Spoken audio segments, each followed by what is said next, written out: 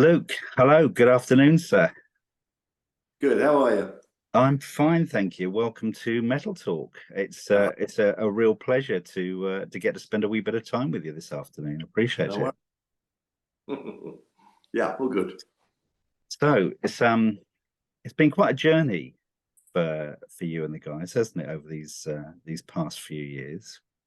It Uh, certainly has. what one of the most pressing things at the moment? How's Danny's health? Yeah, it's good. He's getting there. He's making really good progress. Coming back from any kind of brain injury is a tricky business, and you can't rush it. You've got to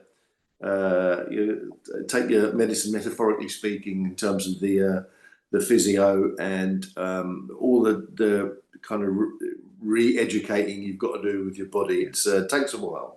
Yeah, And he's applying himself as I think you would expect him to. He's a very determined character, yeah, yeah, um, and yeah, he's getting better all the time. So it's a little bit of a. I mean, when people say to me, when do you think you'll be doing gigs, or when do you think this? I can't answer that in a minute because it's a little bit of a piece of string question. yeah, yeah. We're not sure. I think we all feel good about him coming back, but it's just a question of us giving him as much time as he needs to Yeah. make a full.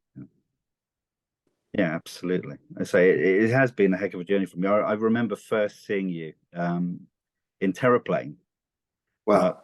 I love Terraplane. I saw you opening for Foreigner Yeah. at Wembley, and got Black and White, great album, and also on this we've got the one track, Yeah. um, My God. which which is great. Now these sort of things didn't quite work out with Terraplane. You were trying to be pushed in a direction I don't think you really particularly wanted to. So with Thunder, was it nice to sort of start, pushing more into your own into your own groove, as it were? I think with Terraplane, we were really. I think we were still finding our feet. I think we weren't kind of particularly clear in our own minds really where we were going. We knew that we liked rock music, but we also liked all sorts of other music as well. And we were the Yeah, label in Epic CBS as it was then that really didn't get rock. I mean, if you look at the other acts that were on the label at the time, looking at Wham, Sade, Paul Young, yeah, and they were a pop label, a very good one, but they didn't really know what to do with us. yeah, And because we were a bit kind of umming and ahhing about, well, I think we do, the kind of sum total of that was kind of, I think in recording both the two albums we did for them, I don't think we kind of really nailed what it was we were or what we were trying to do because we didn't really have a clear idea ourselves. And yeah, I think what kind of we had to go through that process to realise what we didn't want to do. If that makes yeah, sense. yeah, And crucial to that process was meeting Andy Taylor because he nailed it. He put it in one sentence. He said, "I don't be fucking around for you. You're a fucking great blues rock band. Drink more, turn it up, have fun." And that in that one kind of bit of yeah, advice, yeah, it kind of course, and that kind of resonated with this kind of songs I was starting to write. I think of that when we met Andy, I think I'd already written "Dirty Love" and a couple of the other tunes that were on first album. So him coming in was the catalyst that we kind of needed, really. yeah, And yeah, so he must take a lot of responsibility and credit for that because I think like I said, we felt like we were kind of going around in a few circles, and he basically said he just uncomplicated the whole process, and then out of that came the first album and the 30-year career. So. yeah, yeah. And it is, it's to me, and I think to a lot of people, Backstreet Symphony is a classic debut. It is one of the classic debuts in English rock music, and probably in the world rock music, and had so many classic songs. That opening chiming riff of the title track, that got me hooked immediately the first time I heard it. Yeah. Yeah, I mean, I think it's yeah, it just, it would come together. I think there was a degree of energy about it because of Terraplane had been quite frustrating. Yeah. And there was a momentum. Like I said, once we kind of realised what it was we were supposed to be doing all along in a way, then I had a kind of major sort of, I guess, creative kind of wave, and the songs just came out very quickly, really. And I think, it was sort of a sense of sort of throwing off the shackles, and we were kind of musically finally free. So there's an energy about it. And also the other person who's got to take credit is Mike Fraser, who recorded and mixed the album. Because Phrase, we wanted to get Phrase for about 2 years, and just as Terraplane was finishing, Danny and I went to America, and for a fact-finding mission, really. And we heard Permanent Vacation, the Aerosmith album, just come out, and that was all over the radio in America. And it was an amazing sounding record. It sounded like you were sitting in the room with the band. And as soon as I heard it, I've never heard a record sound this good, a rock band sound this good. Yeah. Whoever this guy is, we need him. And so we sent him, we found out where he was in Vancouver. We sent him some demos. This is before we'd signed with the MI, and said, we're a rock band from England. We love what you do. We think you would, if you were with us, we would, we would all really enjoy it. And much to our surprise, he came back and went, brilliant, I'm in. I'll come to England and do it. So it was like, great. And so literally he came off recording Pump with Aerosmith, finished that, got on a plane, came to England, and then we made Backstreet Symphony. So he just made us sound like I'd always heard us sounding in my head, if you know what I mean. Yeah. Because I think, was it from going from LA to Milton Keynes? I think Milton Keynes was where Backstreet Symphony was recorded. It was, it was, Great Linford Studios, yeah. It's sort of quite a leap of between the two sort of cultures in a way. But it sounds great, really does. And I think, with these reissues now of the first 3 albums, it's just sounds as fresh as ever. Thank you. Yeah. Yes, it does. I mean, I just listened to it, and obviously because I'm not in the habit of listening to stuff we've done, really. Just come across it, and then obviously in going through this process, we've had to listen to it, and it does a lot of energy about it, and we all sound really young. But it's great. Well, we were, so captured that minute, that moment, and there's a great energy, like I said, about it. We had a great time making the album, and I think you can kind of sense that, really. Yeah. So it's great. It's just it reflects a very kind of happy time in all of our lives, I think. And it's nice to have that kind of little picture of that. Yeah. There's a great quote from Ben saying it was like recording the album was like being at a party when an album broke out now and then. Yeah, that's probably about fair, really. I mean, it's a little bit of an exaggeration. We did work very hard, but we've never been the kind of band that works long hours. I always thought that you get much more out of an intense kind of 6-7 hours than you will out of recording all night when you're knackered and making bad judgments. So we tended to go at it very hard, and obviously with Andy being there as well, he's of the same philosophy. So we worked really hard during the day, and in the evening, we had fun. I mean, it was summer while we were at Great Linford. So in the evening, we played cricket on the back lawn or go up to the local pub. Or we had a lot of fun. We invited our mates to the studio. It was a good time. It was fun. Yeah.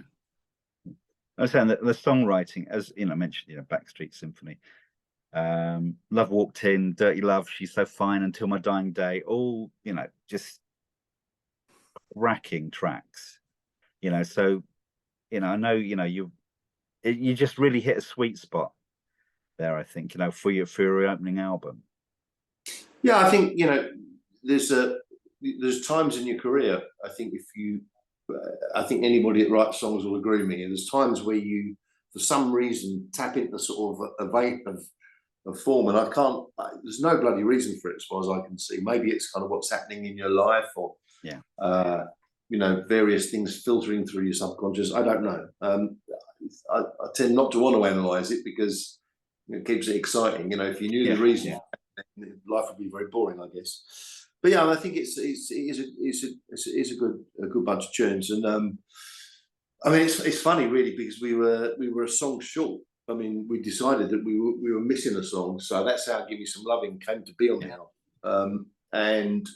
But that kind of, now I listen to that now, and I adore the original. I mean, I'm a massive fan of Steve Winwood and Spencer Davis. It was a great band, but ours has got a kind of energy about it, which I think is really good. And the whole album worked really well. Just good set of circumstances. It didn't take long to make. It took about 4 weeks, I think.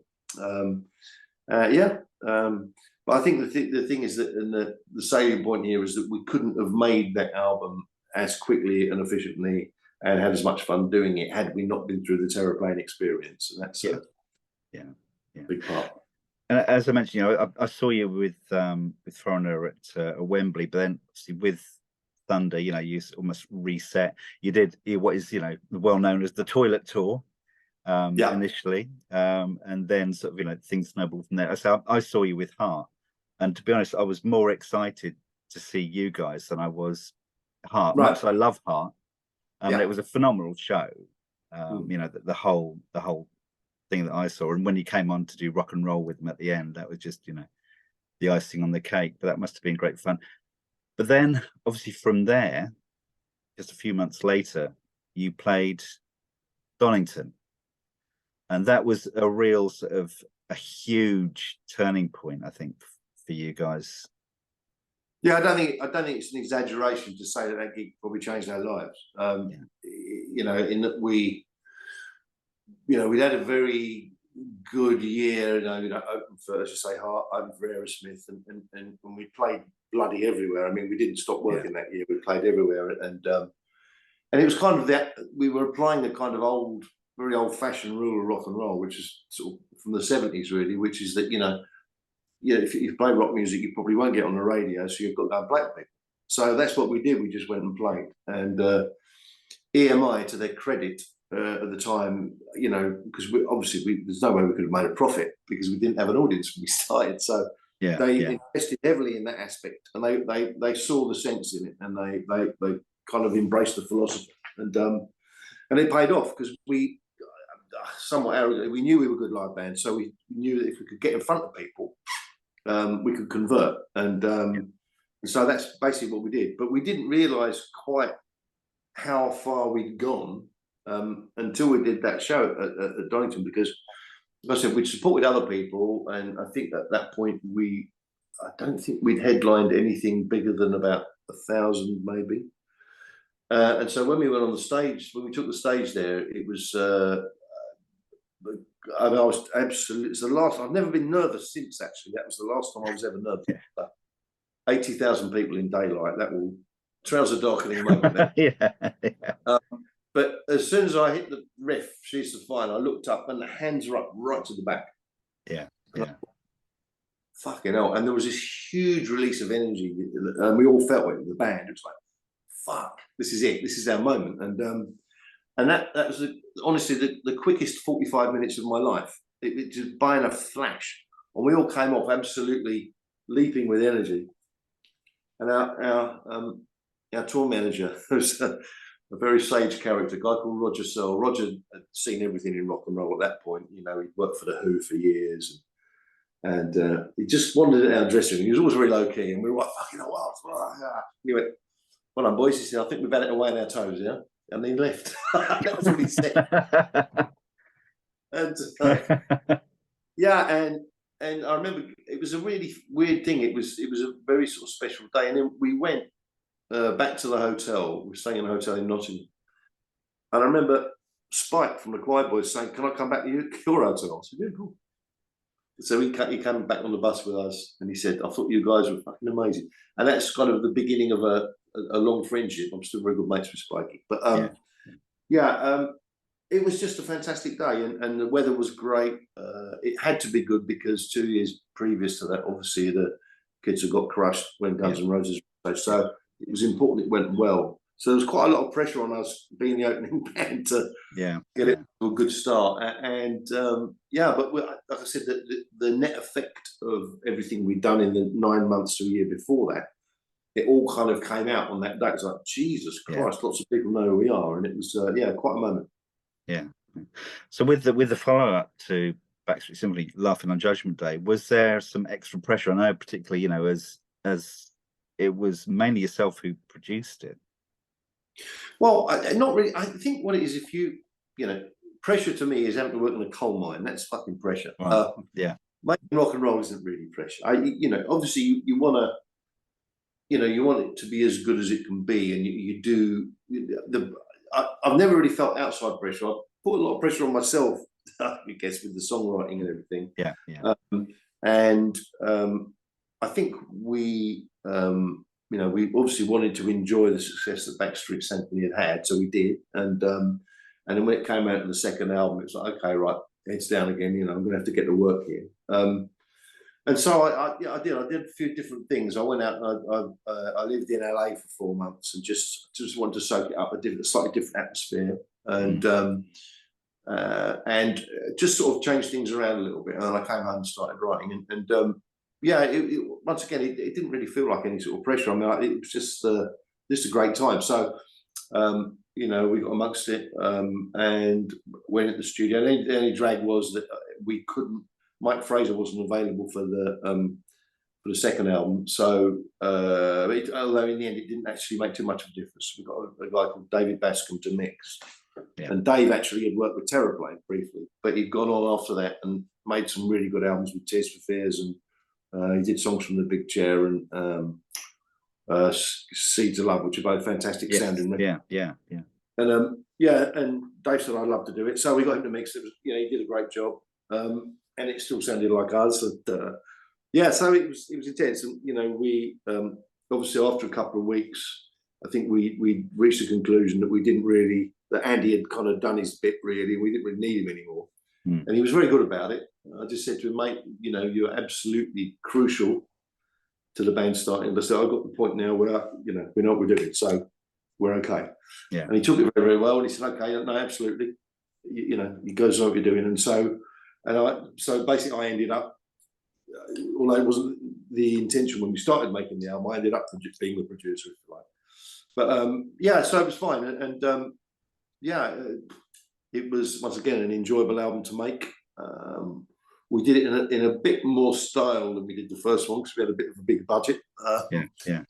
So we went to a lovely studio in. What's called Outside Studios, which is I think it belonged to Gilmore at one point, and then I think Trevor Horn owns it now.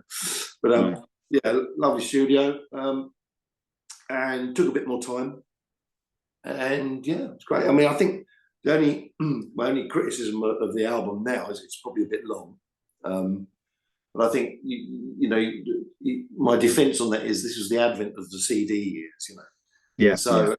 We can get more songs on, brilliant, So I think that's it's not necessarily a good thing. I would say I think there's maybe a couple of songs that I don't know. I mean, people will argue with me and say, "Oh, no, I really like that song. You couldn't take that off." But I think personally, with my editing hat on now, there's maybe a couple of tunes that wouldn't have made it.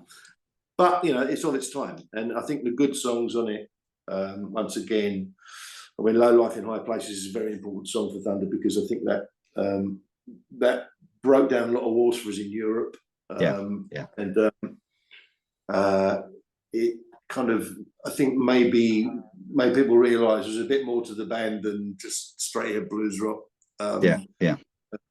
Lyrically and stuff, and and A Better Man as well. I think was an important song, was because I think it was for a rock band to do something that's that kind of gentle or intimate is not always the way. Not all bands can do it or want to do it particularly. But I think it, certainly from a songwriting point of view, I was very pleased with that song because it was like, oh, good, this is showing another side to what we can do and everything. And so you can feel the band expanding through Judgement. I think that's a nice thing. Yeah, and I love it. As well as the two you mentioned, a particular favourite one is Empty City as well. But I say Low Life, just has such a great dynamic, and the whole story behind it and everything is incredible. I thought it was a great album. And you got pipped to the post, and you got held back from the #1 slot by Kylie's Greatest Hits. Yes. Well, what can you do? Yeah. I do, you know, I mean, we were number 2, she was number 1. There's worse places to be than underneath The- Chloe. Yeah. It's an old joke, but I'll still give you. Yeah. And of course, album number 3, Behind Closed Doors, another, you know, sort of great album with sort of Stand Up and Too Scared to Live and Preaching from a Chair. You know, that, you know, again, you know, sort of continued that run of just really great, solid albums. So what memories have you got of doing that?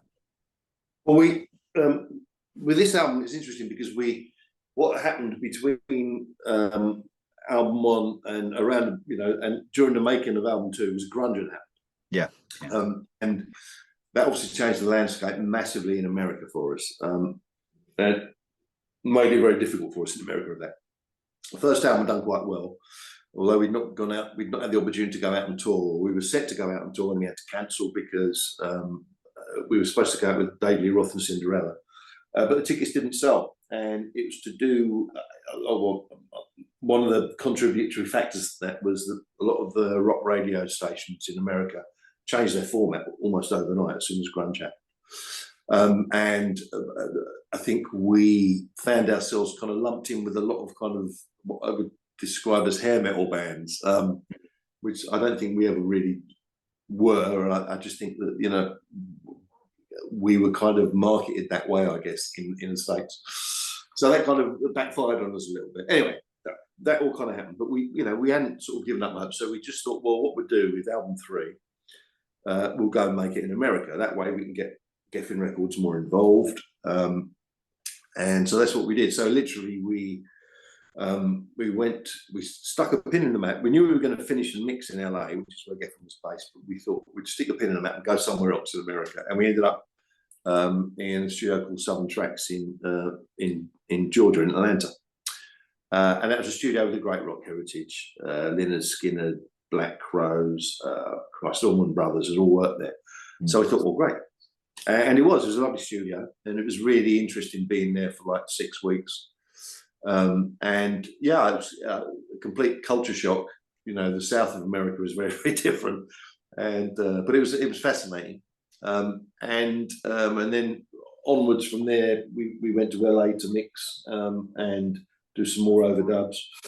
And also lots of stuff, because I'd spent some time in LA, lots of stuff that sort of, I guess, influenced the writing.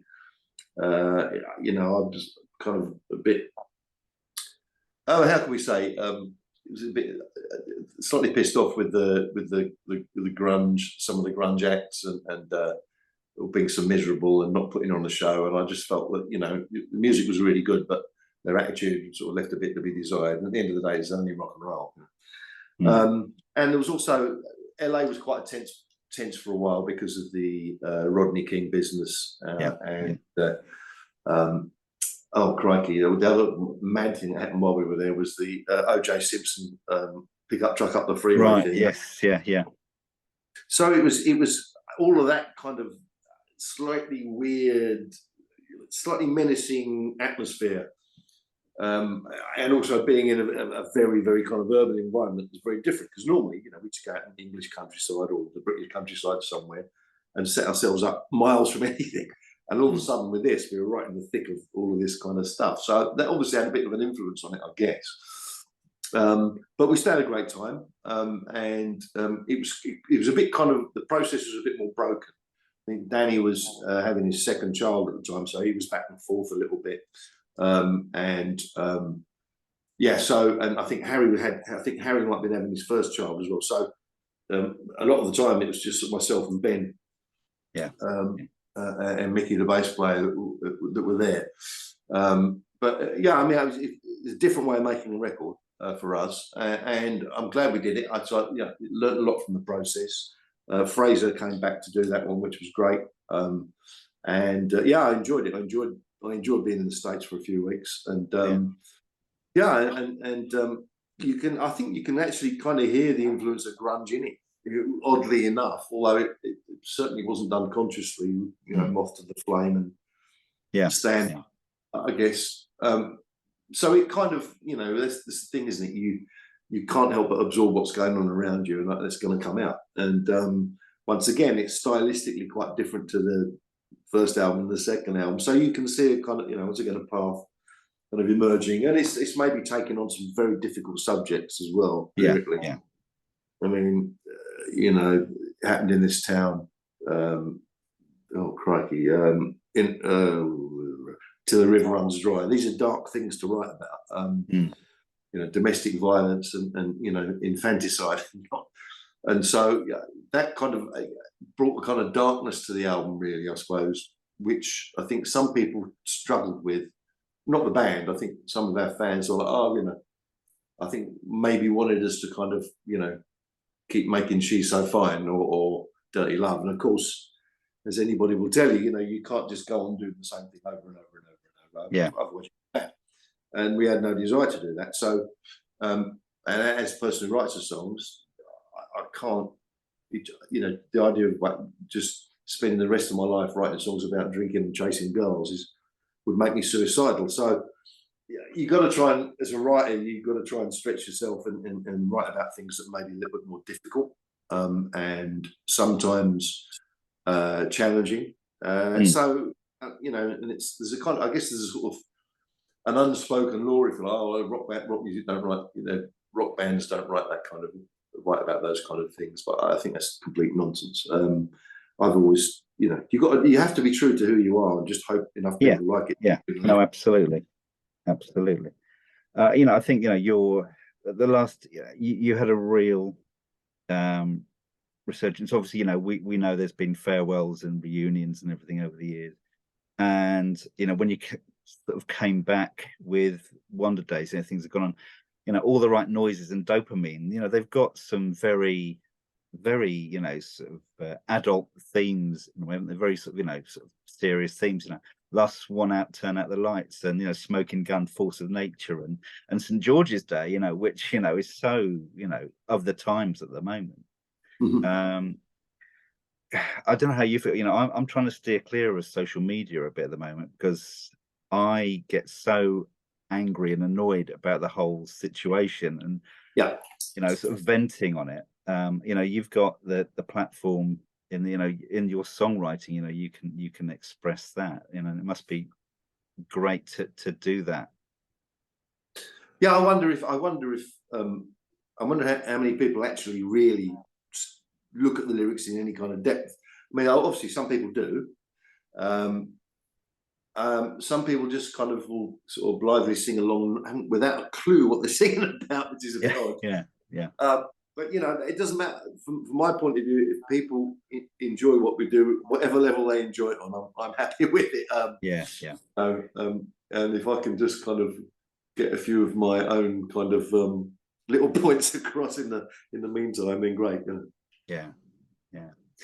No, I think it's people should have a voice, and as you say, it can't be all about Englishmen on holiday, and good times with girls and this, that, and the other. You got to be really, you got to write from your heart. You can't. And also, one thing you can't deny is that I'm getting older. We're all getting older, and it would be weird if you just wrote songs about chasing girls when you were in your 60s. That would be fucking yeah. I mean, there are some artists who do, and I'm not going to mention any names, but I just think, well, God Almighty, what's the point? It's just repeating yourself and repeating yourself. It's just, for fuck's sake, I'd rather retire than do that. I mean, honestly.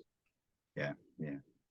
So with when Behind Closed Doors came out, so you did the tour with Bon Jovi and Van Halen. So that sort of things were sort of carrying on sweeping through here, and over the years, obviously, as I said, there's been some comings and goings.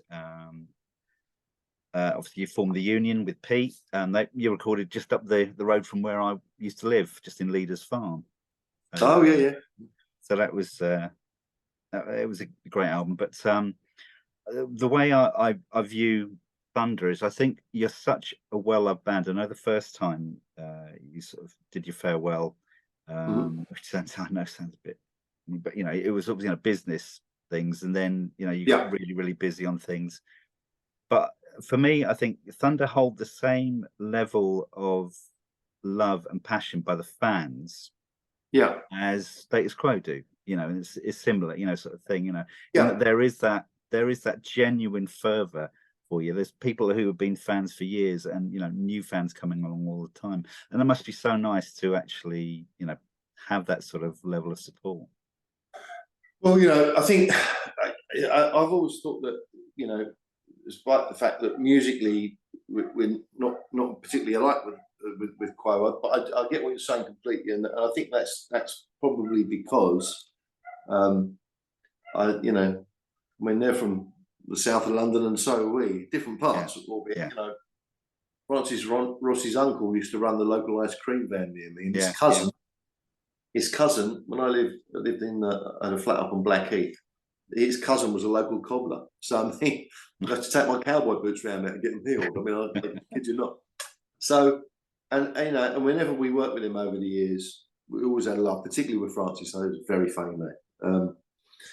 And you know, yes, I do get that. I think it's I hate the phrase, but it's a kind of band of the people type thing, and I think it's probably because we and they are, I think, fairly unpretentious as people, and are not particularly starry. And you know, we've always, I'm kind of proud of the way we've always had, you know, an availability to people that like the band, and you know, we started doing after shows before they existed, unwittingly. Yeah. And it's something that we still do to this day, and I think it's great to kind of to do that, to meet people. I mean, obviously the industry has changed enormously since we've been in it, and now, you know, most bands sell VIP tickets, and to be honest, a lot of them, you know, you have to, because touring, the business has got very expensive to do. So, and whilst we do charge for VIP tickets, we still give away an amount every night randomly for free.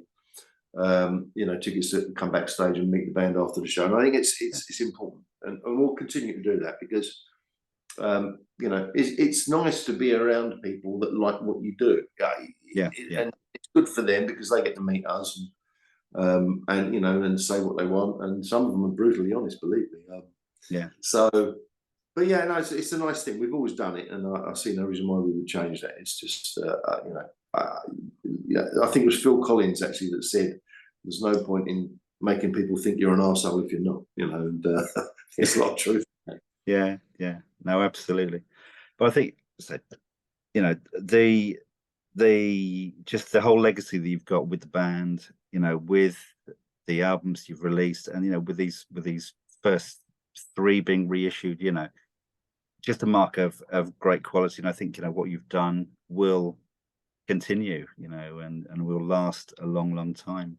So, you know, sort of thank you so much for your time today, Luke. Really appreciate it. You know, hopefully, you know, let's say very best wishes to Danny and to the rest of the boys. I bump into Harry quite a lot at Cambridge Rock Festival and around the place, and it's always lovely to see him. But yeah, hopefully, you know, all the very best to Danny and let's say to yourselves, and we'll see you on the road at some point soon. Hopefully sooner rather than later. Yeah, good man. Thanks, Luke. Appreciate that.